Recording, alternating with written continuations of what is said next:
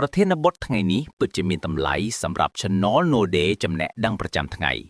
ព្រោះវាផ្ដល់ទាំងផ្នែកវប្បធម៌អាហារូបត្ថម្ភនិងចំណេះដឹងប្រចាំថ្ងៃខ្ញុំនឹងពន្យល់ជាសង្ខេបតែមានន័យពេញលរេងដូចខាងក្រោមឆៃថាវឬក៏ដៃគុន radish គឺជាបន្លែមួយប្រភេទដែលមានប្រជាប្រិយភាពខ្លាំងមិនត្រឹមតែក្នុងម្ហូបអាហារខ្មែរយ៉ាងទេប៉ុន្តែក៏ជាគ្រឿងផ្សំដ៏សំខាន់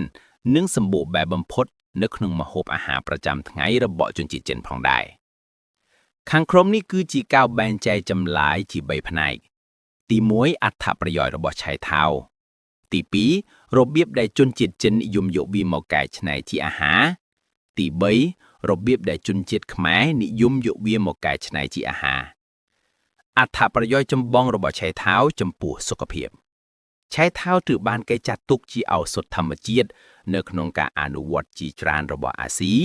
ដោយសារតែវាមានគុណប្រយោជន៍ដូចខាងក្រោមទី1ជំនួយដល់ប្រព័ន្ធរំលាយអាហារឆៃថាវសម្បូរទៅដោយអង់ស៊ីមដូចជា amylase និង protease ដែលជួយបំបែកកាបូអ៊ីដ្រាតនិងប្រូតេអ៊ីនធ្វើឲ្យក្រពះពោះវៀនងាយស្រួលរំលាយអាហារវាក៏មានជាតិសរសៃខ្ពស់ជួយការពារអាការៈទល់លាមាត្រទី2ពង្រឹងប្រព័ន្ធភាពស៊ាំឬក៏ immune system វាជាប្រភពដ៏ល្អនៃវីតាមីន C ដែលជាសារធាតុប្រឆាំងអុកស៊ីតកម្មដ៏មានឥទ្ធិពល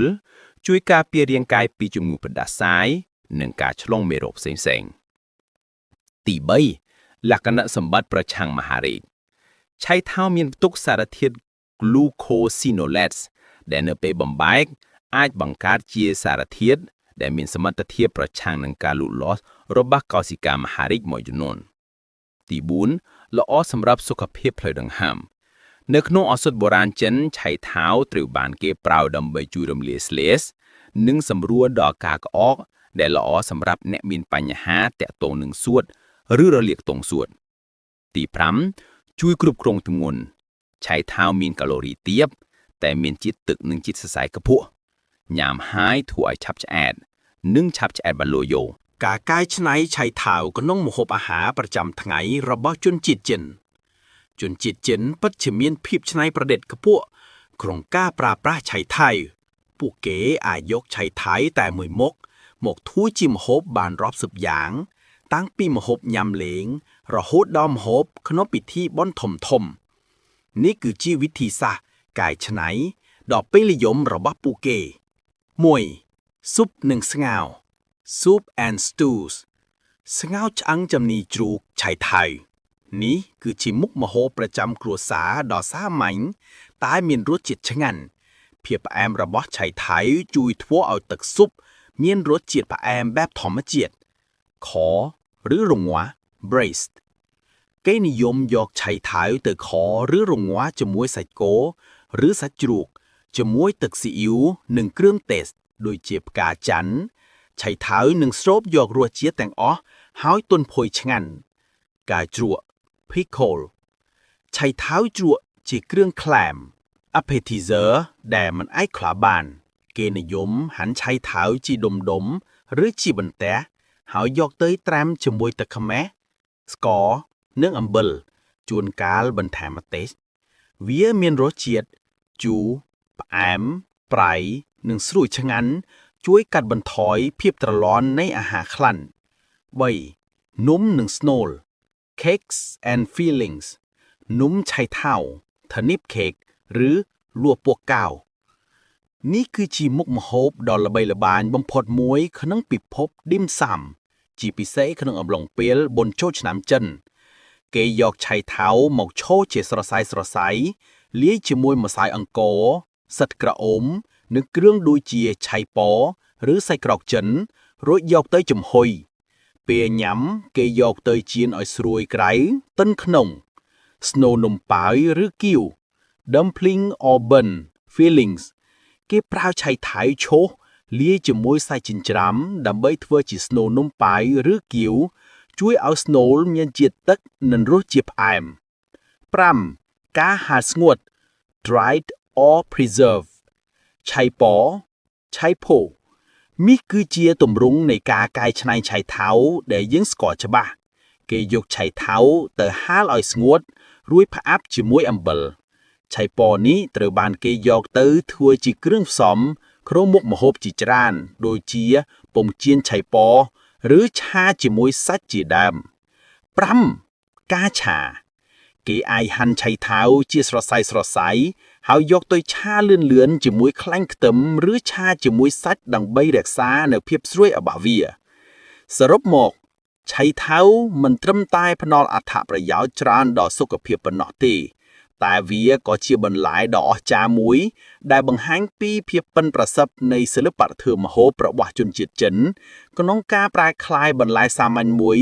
ទៅជាមុខម្ហូបដ៏សម្បូរបែបតើអ្នកចង់ដឹងពីរូបមន្តធ្វើនំឆៃថាវ Paneer Cake ឬឆៃថាវជ្រក់បែបចិនដែរឬទេមេឃអត្ថប្រយោជន៍នៃការកែច្នៃអាហារបរក្សាអាហារបានយូរមិនងាយខូចអបន្ថែមរសជាតិនិងគ្រឿងទេសជាច្រើនប្រភេទ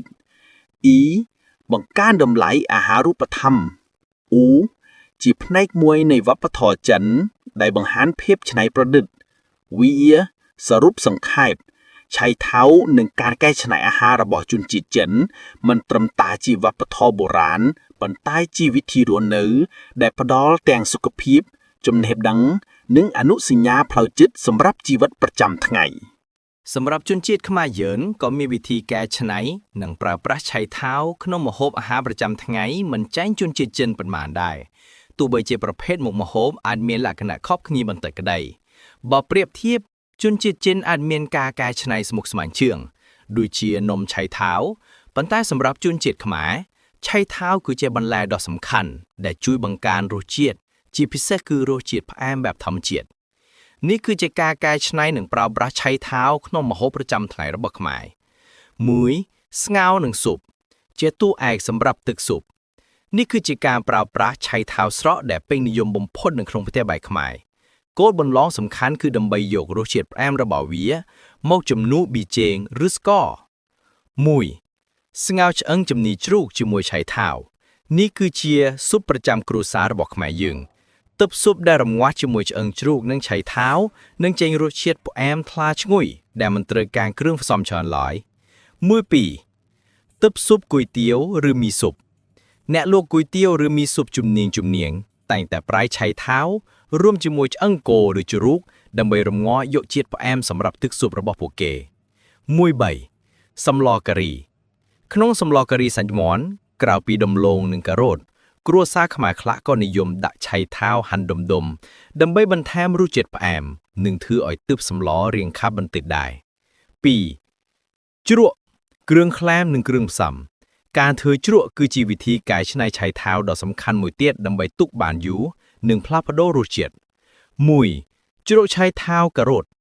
នេះគឺជាជ្រក់ដ៏ពេញនិយមបំផុតគេយកឆៃថាវនិងការ៉ុតមកឈូសជាស្រសៃឬហាន់ជាបន្ទះស្ដាងរួចត្រាំជាមួយទឹកខ្មេះស្ករនិងអំបិលការប្រើប្រាស់ជ្រក់នេះ1គ្រឿងក្លែម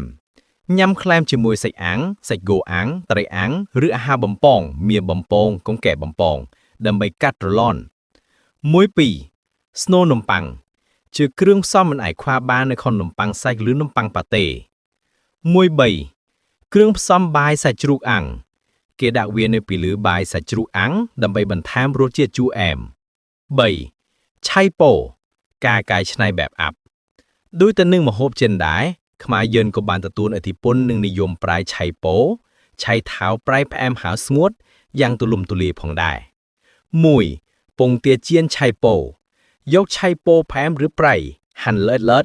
មកចៀនជាមួយពងទាឬពងមាន់នេះគឺជាម្ហូបសាមញ្ញតែឆ្ងាញ់ហើយញ៉ាំជាមួយបបរឬបាយក្តៅឆាឆៃប៉ូគេអាចយកឆៃប៉ូទៅឆាជាមួយសាច់ជ្រូកចិញ្ច្រាំខ្ទឹមសឬគូឆាយ4គ្រឿងផ្សំក្នុងម្ហូបឆានិងញ៉ាំ1ឆាបន្លែរួមគេអាចប្រៃឆៃថាវហាន់ជាបន្ទះឆារួមជាមួយផ្កាខាត់ណាការ៉ុតនិងសាច់ញ៉ាំសាឡាត់ជួនកាលគេអាចយកឆៃថាវស្រស់មកឈូសជាស្រសៃធ្វើជាញ៉ាំដូចជាញ៉ាំត្រាវដែរប៉ុន្តែវាមិនសូវសាមញ្ញដូចនឹងការប្រើប្រាស់ខាងលើនោះទេសេចក្តីសង្ខេបបើប្រៀបធៀប ការប្រើប្រាស់របស់ខ្មែរគឺផ្ដោតទៅលើភាពស្រស់ប្រើក្នុងស៊ុបដើម្បីយកជាតិផ្អែម 2. ភាពស្រួយប្រើជាជ្រក់ជូរអែមដើម្បីកាត់ទ្រលាន់ 3. ភាពអាប់ប្រើឆៃប៉ៅសម្រាប់ម្ហូបឆាឬចៀនតើអ្នកចង់ដឹងពីរបៀបធ្វើជ្រក់ឆៃថាវបែបខ្មែរដែលទុកបានយូរហើយស្រួយឆ្ងាញ់ដែរទេ